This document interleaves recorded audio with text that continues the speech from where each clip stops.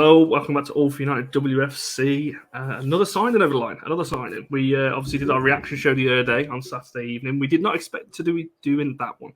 So I thought it'd be best placed to get an Arsenal perspective on this. So joining me today, I've got Tim Stillman, Arsenal women's correspondent for Arseblog, and a number of other things as well, which I'm sure we'll get into across the next 20 minutes or so. But Tim, thanks for joining us, firstly.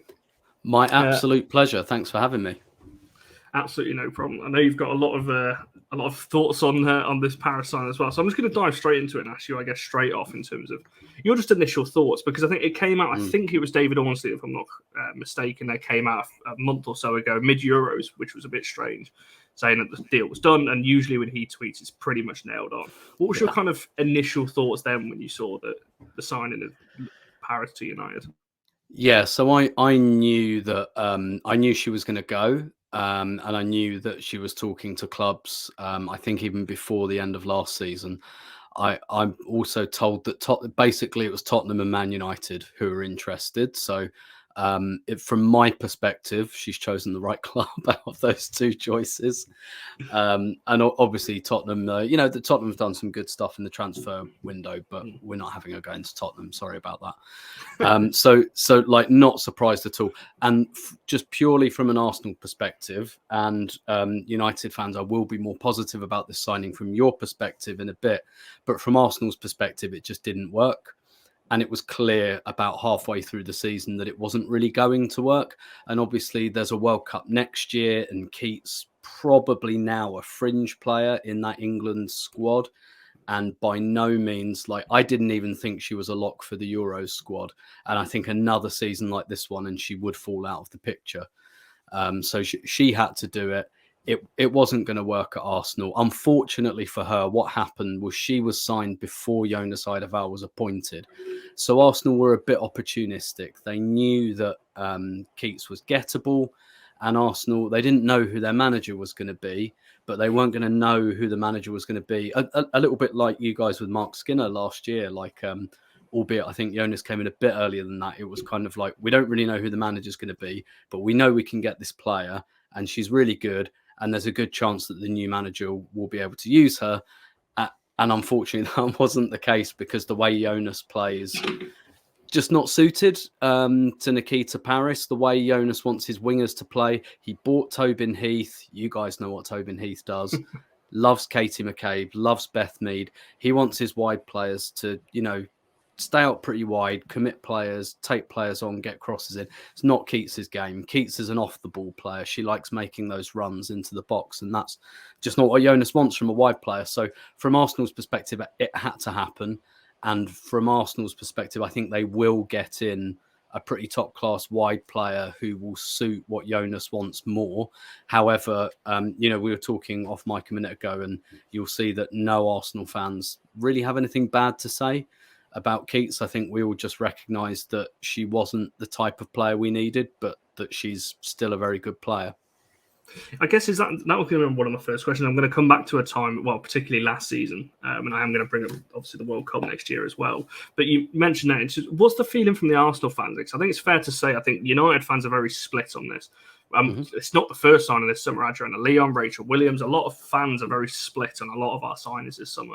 Why do you think that is? Because I think the feeling from Arsenal fans is pretty much, I haven't seen one Arsenal fan really say, thank God she's gone, thank God we've moved her. And it's all been, that's a loss, good signing for United kind of thing. Yeah, definitely. And it's largely the tactical thing. I think we just saw early on really what and like Keats is not the only player, by the way. There are other really good players in this Arsenal squad, like Mana Iwabuchi, brilliant player, struggling to get game time. Jordan Nobbs, again, I don't need to tell anyone about Jordan Nobbs, struggling for minutes. Like, it's a style thing. None of those players are bad players, but Jonas has only just come in, and some players really fit. That's just what happens when a new manager comes in and starts playing a completely different style to the one you used to have. Some will, like Beth Mead, taken off under Jonas because that, like, she suits his style brilliantly. Katie McCabe as well suits his style brilliantly. But we even saw last season, like, Arsenal moved Vivian Miedema from number 9 to number 10. That's not because she really asked for that, although she does enjoy that. It's mainly because Viv isn't really what Jonas wants from a number 9 either. So he really wants someone like Stina Blackstenius, someone who attacks the area, runs the channels and things like that. So even if Viv is having to make an adjustment style-wise to a new manager, then I think you kind of know it's not like it's not like for a lack of quality or anything like that.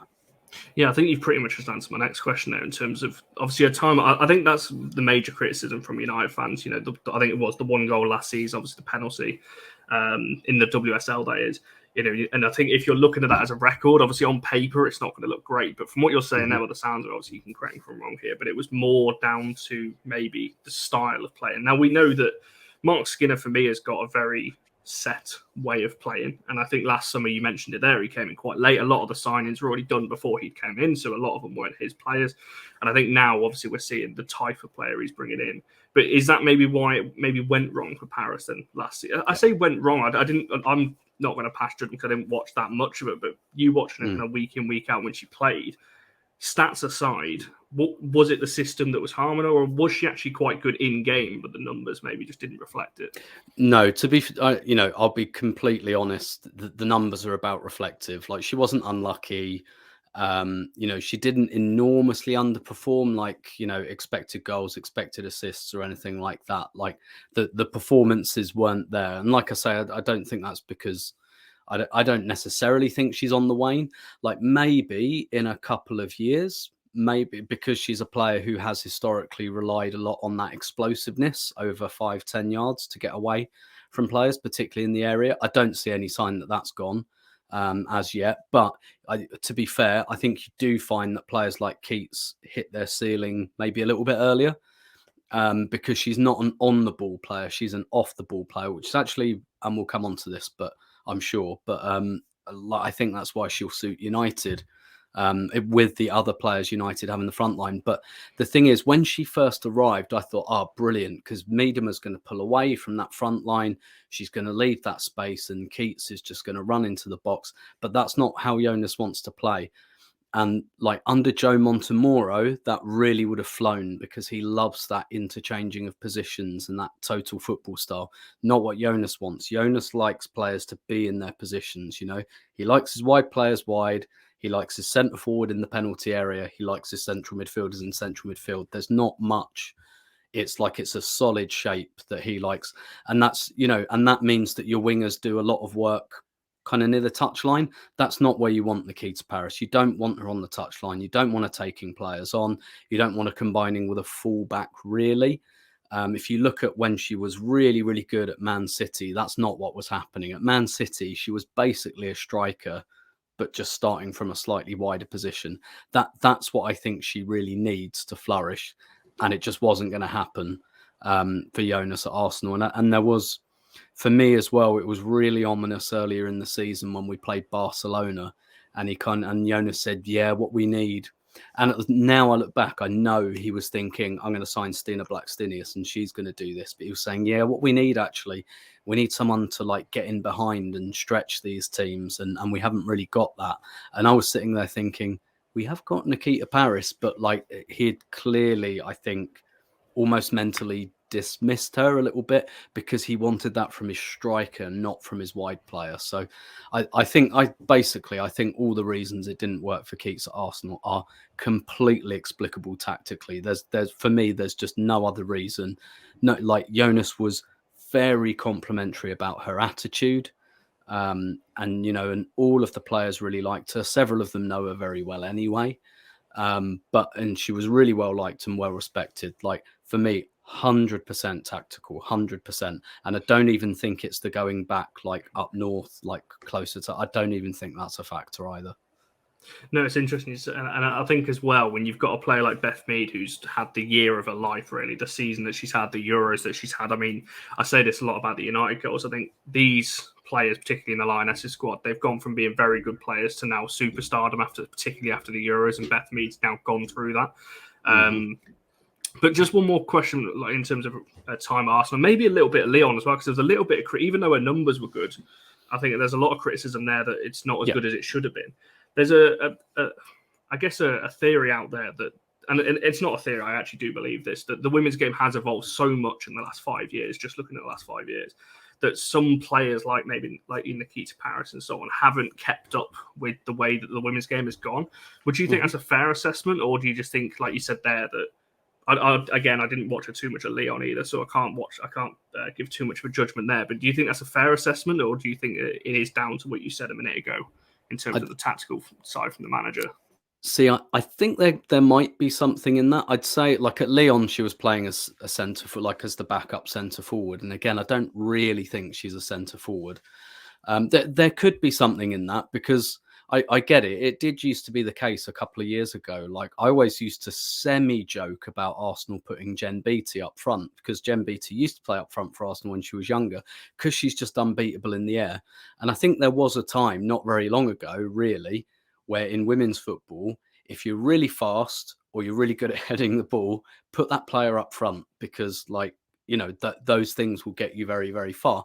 And that's perhaps not quite as much the case. However, I do think there's more direct football coming in. Like you've seen the way that England played a lot of this Euros tournament. Like what's the first thing they did in the final of the Euros when they were getting pressed to death by Germany?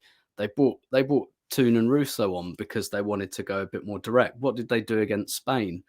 They put Millie Bright up front. They put Russo on because they wanted to go direct.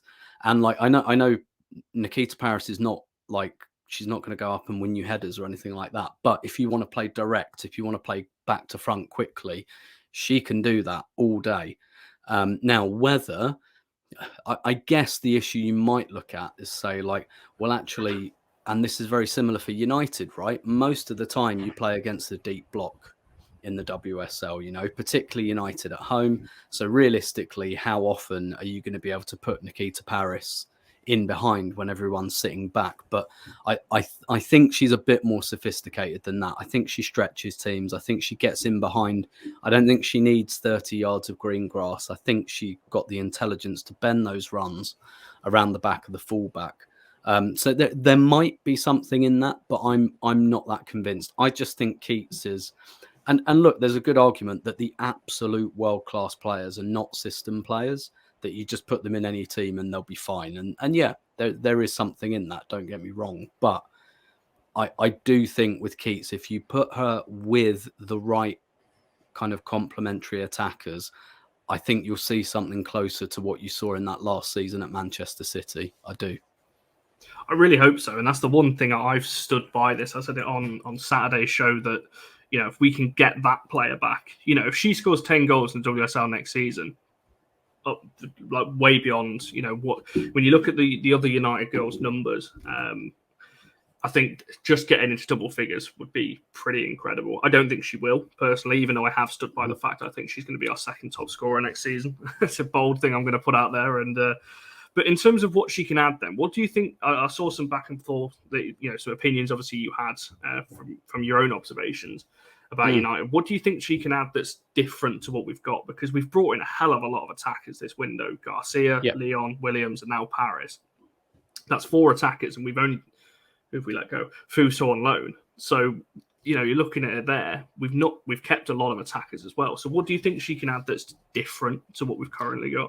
Yeah, sure. So I think there's 2 sides to this. I think basically like a front 4, and United largely play that kind of 4-3-3/4-2-3-1 type thing where there's a number 10, usually Ella Toon. I think Russo will be playing through the middle pretty much all the time now for United. And then your 2 wide players. And what you really want, I think, in a good front 4 is obviously a good blend of qualities, but you want 2 like on the ball players, I think, whose strengths are on the ball. and you want two off the ball players, I think. So where I think Keats could potentially fit in really, really well at United on the other flank, because Keats has to play on the right. Like, I wouldn't say, I'd say don't waste your time playing her up front or on the left. On the right, or don't bother is basically what I picked up from Keats's career. So on the other side, you've got Leah Galton, really, really good, strong, aggressive. Like, we all know how Leah Galton plays. Gets the ball, drives at the fullback, wants to get shots in, wants to get crosses to that back post, largely along the floor as well. And I do think Nikita Parris will like that service from Leah Galton because she's good at attacking the back post and coming in. But on the other side, like, Leah Galton is basically the exact opposite type of winger to Nikita Parris. And I think that's why it's going to be a really, really good blend to have one on one side who is your absolute, like, almost 1950s style push and run, Gareth Bale type winger. And then on the other flank to have, like I say, you don't really want Keats on the ball in the build up. You want her in the box. And so then to have that player on the right who likes getting on the end of things, likes attacking things. So I think the balance of those two wide players could be really, really interesting. I also think, again, looking at the rest of the front four, Russo is more of like an on-the-ball player, but in the and these aren't her only qualities, but, you know, she's that fairly physical kind of striker, good target player, great player for Keats to play off, I think, because Russo can occupy defenders brilliantly. Like, it takes three defenders to hold her down. So if you've got three defenders like trying to jump on her shoulders, trying to hold her down, that leaves space for other players. And you know, I don't want to make too many comparisons to the men's game. It kind of reminds me, and like, obviously I'm an Arsenal fan, so forgive me for this line of reference, but reminds me of Giroud and Walcott about 10 years ago. You know, that was a very good partnership. So I think that's really interesting. And so you've got kind of Russo and Galton, who I think occupy defenders. They want the ball. They want to be involved. Russo wants to come short, wants to link play. And then you've got Parris, who doesn't want to do that and wants to get in the box. And I think, Ella Toon's a good mix of the two because she's good on the ball. She's nice and creative. But her big strength, she loves playing off Russo as well. That's why Serena Wiegman, that substitution, it was Russo and Toon. They came as a pair of subs for England. And that's because that's not just because they both play for Manchester United, I don't think. I think it's because they really relate very well, because Russo will draw all the centre-backs towards her, and that just allows Ella Toon to make those runs. I think Parris can do that as well. So essentially, this is a really long way of saying, in Galton and Russo, you've got your two on-the-ball players who will occupy defenders, and then I think Toon and Parris will have a lot of fun running off that. And obviously, I know there are other players in the mix. I know there's Kirsty Hansen, who United fans really like. I know Garcia's just been signed, and I see her as more of that, I guess, traditional style winger. But I think there's potential for a really good balance in that United front four. Yeah, it's interesting you say it because I've never really thought like that. And I think when I was seeing your interactions on Twitter and things like that, it was that maybe she's going to add more than just goals and assists. She's going to open up the gaps for others, particularly the likes of Russo. So you mentioned Toon now. You look at the goal in the final. It's Toon running past the striker to get on the end of it. So if you've got a player like Nikita Parris on one side and Galton on the other, Galton's going to stretch the play out. Russo likes to come. I don't think there's a better player in the WSL personally than Russo with her back to goal, because her low centre of gravity, the turn on the ball.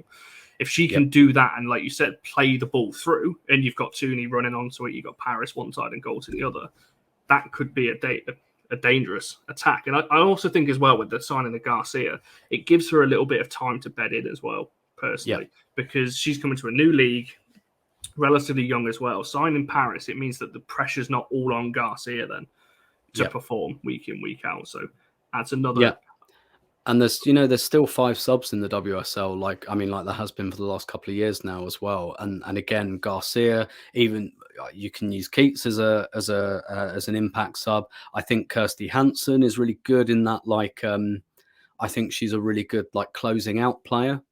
For example, if you need her, if you're chasing a goal, or if you're trying to hang on to a result, I think Kirsty Hansen's a great closing player. Also, another thing you can use Keats for, and I really think she should have come on earlier for England in the Euros final, because if you're 1-0 up and the opposition are stepping onto you, I'd say just have Keats, and because then there is space in behind. And so basically what I think Nikita gives United is just optionality. That's a lot of different problems all of those attackers give you, basically. And I think she just creates some problems that maybe not other United attackers have. And I do think there is something as well in like just the amount of goals she scores, because like that will be important. When she's playing well, she puts up striker numbers. And I look at a lot of the forwards that United have been interested in. I know they've brought in Rachel Williams, and that to me looks like, probably back up to Russo, that kind of, that back to goal, more physical type of striker. But, United were, I believe I'm right in saying that they were interested in Caitlin Ford as well. So clearly having that wide forward who puts up striker numbers in front of goal, that's clearly something I think that Mark Skinner really wanted in this team. No, 100%. And I think just very briefly then, do you think, obviously we're paying a fee for Parris, she's probably going to come in on decent money as well, just because of the name she is and the stature she brings. Do you think she's coming in, she has to start, right? I don't want to put words in your mouth here, but do you think she's coming in to start? Because I've said all along, I personally can't see a player like her coming in to sit on the bench week in, week out in the WSL. Yeah, definitely not. Like paying a fee. I mean, it's not going to be the fee that Arsenal paid to Lyon. Arsenal are losing money on that. But yeah, the salary, definitely. I do think the profile as well. And you're right. Like maybe this time next year, Garcia is, once she's settled and she, maybe she starts to put the pressure on that place a little bit more. But like absolutely, like first game of the season, put it this way, I'll be shocked if it's not Nikita Parris starting on the right for United. But I'd be very surprised. I'd love that as well, because we've got Spurs away as a first game as well. What a time to get your first United goal at the Spurs stadium there. Okay, you've talked a little bit there about our attacking options and our attacking options, I should say, and where you think she best fitted in. So I'm not going to go over that, because you did say her best position is off the right, which would be interesting. We've just got a load of attackers, like you said, Rachel Williams. If you're looking at our strikers, you've got Russo, Williams, Thomas. You've got Golson, Garcia, Hansen, Parris. I'm running out of names here. You've got Tooney in there. Vilda could play further up. Staniforth in there as well. We've got so many players. I'd hate to be Mark Skinner next season trying to fit. But that's what you need. Like, go through the Chelsea squad. Like, how do you get a front four out of like the 15 players that they've got? Ditto Arsenal. Arsenal have got, like I said earlier, Nobbs, Iwabuchi, Keats as well. We're all kicking their heels on the bench at the end of last season. I'm not sure City have quite as many options, in fairness, but they still have good ones. Like, you need that. Like, you just need that. You can't get in the top three of this league with like 14 players. You just can't. It's as simple as that. No, 100%. And I also think as well, signing a player like Parris, you mentioned it at the start of this, that having a play at the World Cup next year, she's not a guaranteed name anymore, especially with some of the youngsters coming through. So do you think as well, and I'm also going to tie in a kind of final question, I guess, on her abilities, that experienced winner. And I think I'm going to throw kind of two questions at you here in terms of, you're looking at United as an outsider. What do you think we're lacking to break into the top three? Because I think last season, it was in our hands. We should have got it last season, really. Mm-hmm. But it was the draws, it was the lack of goals that we just couldn't get over the line. So do you think, I guess two questions. One, do you think Parris adds that in terms of her experience, winning mentality that she's had previously? And is there anything else that you think United are lacking potentially to break in the top three? Yeah, so mentality-wise, yes. Like, I kind of agree. I did see that as United's issue. Like, even I have to be 100% honest, even when United were like miles ahead of City, I was thinking, like, particularly because of what happened with Arsenal, basically United have had two very, very similar seasons where they've had third in their hands. And then Arsenal and City, by their own standards in both those seasons, were way below par. But you can just see sometimes, it's very difficult to explain, but you can just see when a team's going through the gears, and you can just see when the other ones may be looking over their shoulder a bit and going, I can feel like Arsenal. Like, I do think that history and stuff like that has a lot to do with it. But like the mentality thing, like, definitely, like when you guys brought Heath and Press in, for example, Like, it's not, those players add more than when they have the football at their feet, you know? Like, don't get me wrong, like they added a lot when they had the football at their feet and they were bearing down on defenders and things like that, but they had something more besides. To be 100% honest, whether Keats, I mean, she's played for Lyon, but been a fairly minor player there. I think really she'd have to rediscover her footballing mojo first. And if she does that, then yes, I think you certainly get that. But I think in terms of mentality, one of the things that's really interesting me about this summer is so many of these players have now gone and won the Euros. Like, and I even think about it from an Arsenal perspective. We haven't won anything in 3 years. And, you know, no English teams are getting anywhere in the Champions League. And I wonder how much, once they finish like celebrating and going on holiday and stuff, I wonder how much a lot of these players are going to come back and go, why am I not in the Champions League final? I've just beat all of these players I play against. I've beaten them all. And, you know, Russo, Toon will come back and they'll be like, and Mary Earps as well. Like, not only was I in that squad, I was a major player in that squad. You know, I was a big part of the reason that we won that. Like, I wasn't there handing out the oranges at half time. I was in there. I was scoring important goals. You know, Mary Earps had a brilliant tournament. Like, I do wonder how much each of these players will bring back to their teams on the basis of this summer, and just say, like I said, I've been thinking about that from an Arsenal perspective, because Arsenal have been having mental blocks in cup finals. Like, we get to finals and so often we just fall apart. And I'd love for like what happened with Leah and Beth this summer, for them to just go like, no, I've played in I've played in a massive final and won it now. So like that's, and again, for you guys, Earps, Russo too, like I do think that's a big thing that happened to those players this summer that you can really, really use. Whether Keats brings that, I'm not sure at this stage, to be honest with you. I think more with Keats, like, get her footballing mojo back and the rest will come. As for what else United are missing, to be honest, I do think that maybe another like really good creative midfielder.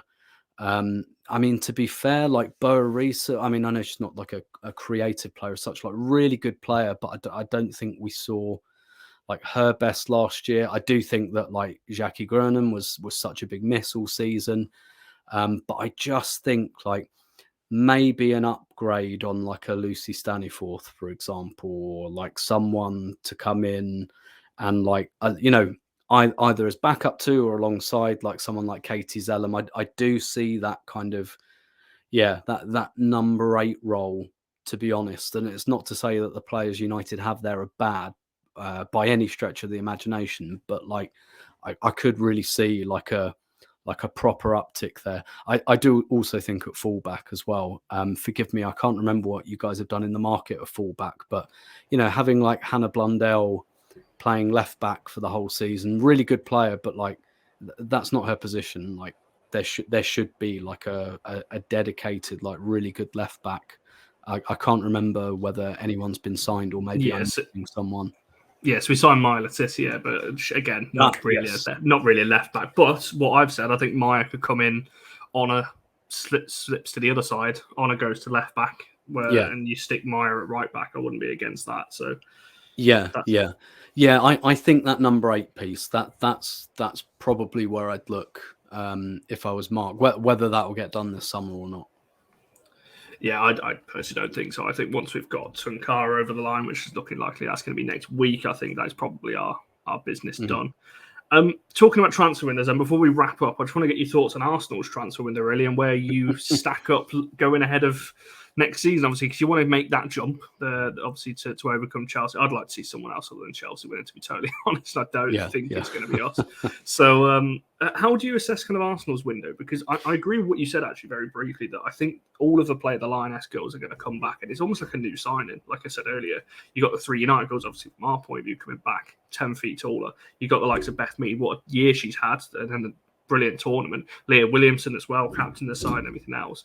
So how do you think Arsenal are stacking up going to the new season? Because I refuse to believe that you're not going to get a few more signings over the line before the season starts. So it's been really quiet. We've only got one player in, a backup goalkeeper, effectively. So it's been like unusually quiet. Now, I wasn't expecting Arsenal to do loads. I was expecting 3 or 4. Still am. And I must admit, I was hoping that most of them would be done by now.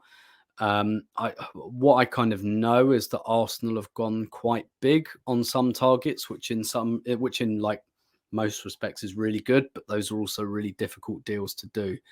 And I believe we've lost out on a couple like Sojesi, who went to Barcelona, for example.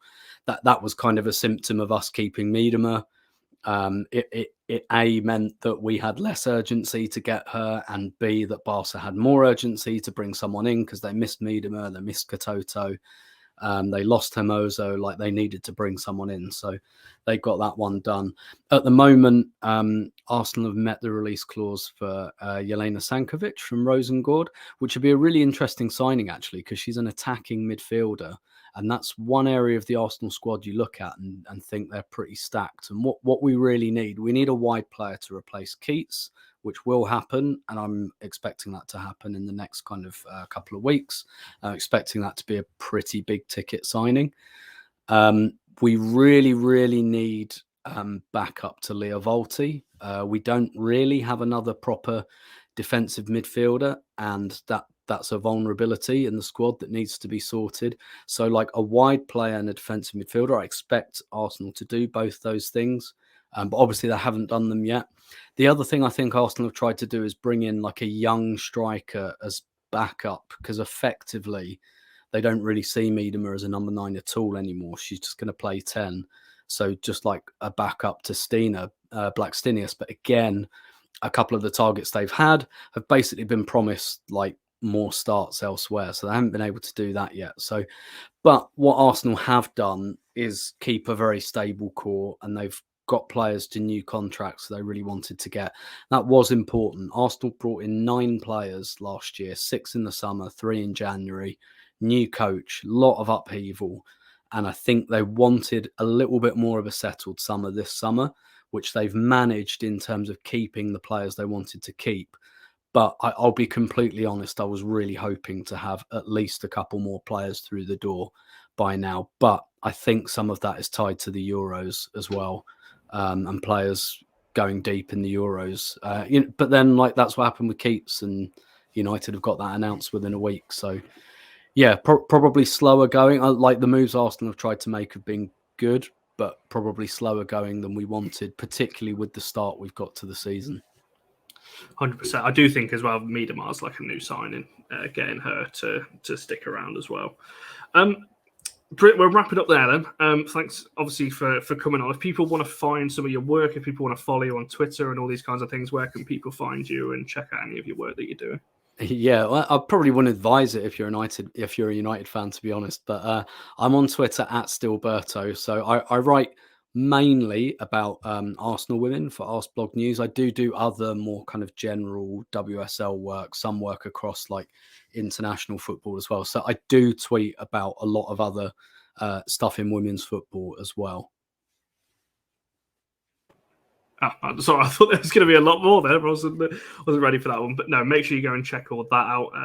And yeah, make sure you're liking and subscribing. Like I said, we're on the road to 700. I don't even know what we're on now. We've gained quite a few in the last few days. So make sure you're liking the video, subscribe, and make sure you check out all of Tim's stuff as well. And we'll see you guys soon. Cheers, guys.